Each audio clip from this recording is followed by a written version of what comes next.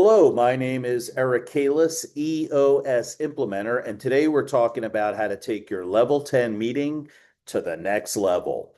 By far, the level 10 meeting is one of EOS's most powerful tools. Let's dive right in.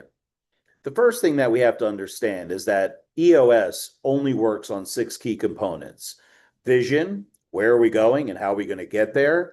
People, how do we get the right people in the right seats? Data, do we have scorecards and measurables for everybody to follow and make decisions on? Do we have an open and honest culture so our issues get out on the kitchen table, sorted through and solved? Do we have all of our processes documented and followed by all? And finally, are we getting traction, having weekly meetings and quarterly objectives to move the ball forward? That's called the EOS model. In today's conversation, we're going to talk about the traction component and how we have the L10 meetings as part of the meeting pulse. Let's talk about best practices. The first thing at the highest level is the big idea that the L10 meeting is your team's weekly heartbeat, pulsing every single week so that you can get together, talk about issues, solve problems, and move the ball forward. It happens on the same day, the same time, with the same agenda. You always start on time and you always end on time. This is the discipline that makes a good L10 meeting as part of our meeting pulse work. Do not cancel or reschedule an L10. Even if someone's missing, the meeting still happens. Two roles are important. One person is the meeting facilitator, and the other one is taking notes, managing the agenda, working in 90.io, and capturing all the information. That keeps the team on track and 90.io current. Also, you as leaders have to master it and then roll it out to your departments. You can have different rhythms and meeting lengths for different departments, but a rule of thumb is that 50% of the time, you should be solving problems in IDS. So let's talk about the agenda. The first thing is that we start with good news. It's only 5 minutes. Let me repeat that. It's only 5 minutes. And the thing about good news is that it takes us from working in the business and all that craziness that's going on in our heads to breathing and now being able to work on the business. It gets everyone present, focused, and ready. Only takes 5 minutes to change our thinking. It adds a team connection through the personal good news. Your kid scored a goal in soccer. My kid plays soccer too. We have that connection now. And good news business means we celebrate business wins every single week, and that feels good. When you're looking at the agenda, the next 4 sections are reporting only. Let me repeat that. They're reporting only. We are not discussing these 4 things. We're simply checking in and seeing if they are issues or something that we should discuss later in the meeting. Starting with the scorecard, we're only going to confirm the 5 to 10 key metrics that are either on track or off track. We are not discussing the metrics. We are simply saying on track or off track. And if they happen to be off track, the person that owns that metric can make the decision to drop it down to IDS and discuss it. The reason we do this is that it spots problems early, nips them in the bud before they grow into major problems. We drop the off-track numbers down to the issues list for IDS. Don't be shy to do that. And it keeps the reporting fast so the team has more time to IDS, which is the most critical part of the meeting. A quick pro tip is challenge each other. Mary, that metric has been read for 3 weeks straight. Let's put it on the issues list. Okay. That's when you really have to challenge it. We don't want to gloss over things that are lingering problems week after week. We want to nip them in the bud.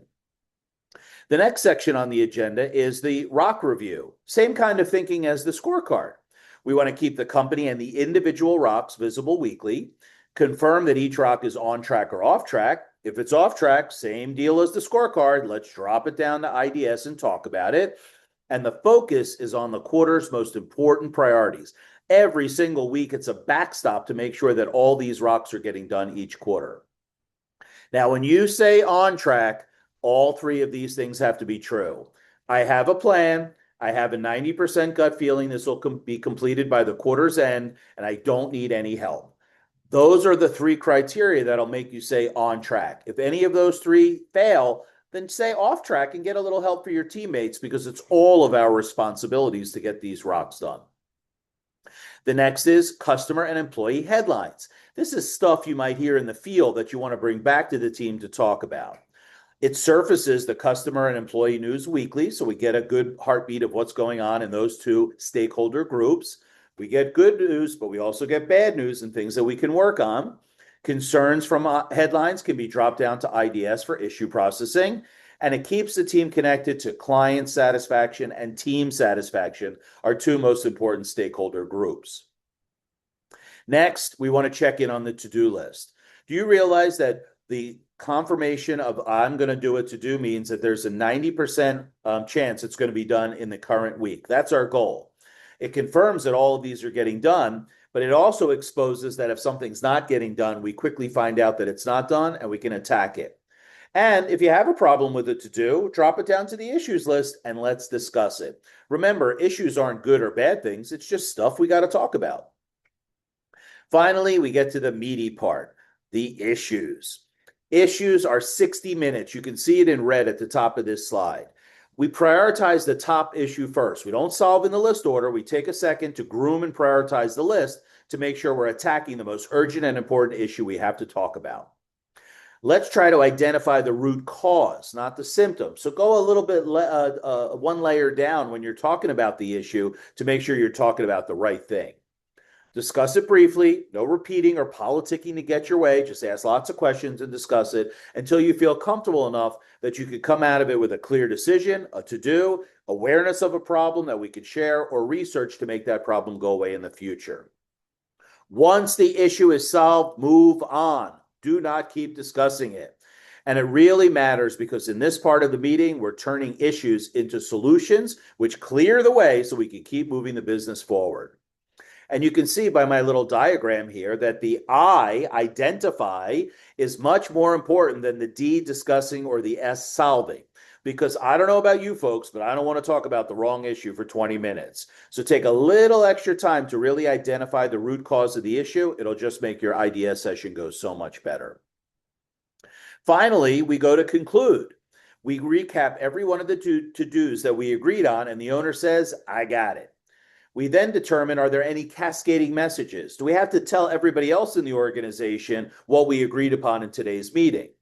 We rate the meeting 1 through 10 on how productive we were. 10, the most productive meeting ever. 1, a complete waste of time. We always end on time, and we make sure that the team leaves clear and accountable. I hope these tips help you have a better L10 meeting. Like I said to begin with, it's the heartbeat of your team and the most important EOS tool there is. Thanks so much for listening.